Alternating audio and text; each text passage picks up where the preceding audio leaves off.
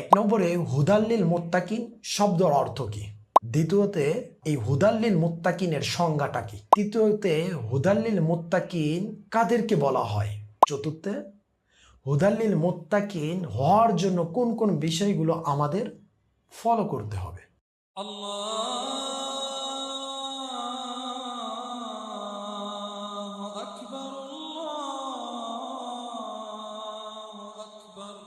আসসালামু আলাইকুম ওয়া রাহমাতুল্লাহি ওয়া বারাকাতুহু।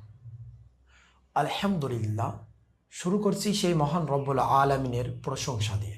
আল্লাহ তাআলা তার পবিত্র আল কোরআনে বলেন, সূরাতুল বাকারার 2 নম্বর আয়াতের শেষের দিকে, হুদাল্লিল মুত্তাকিন। আল্লাহ তাআলা এই হুদাল্লিল মুত্তাকিন দ্বারা কি বোঝাইতে চাচ্ছেন? সর্বপ্রথম যে বিষয়টা হলো, হুদাল্লিল মুত্তাকিন শব্দের অর্থটা কি? হুদাল্লিল মুত্তাকিন শব্দের অর্থ বহুবচন।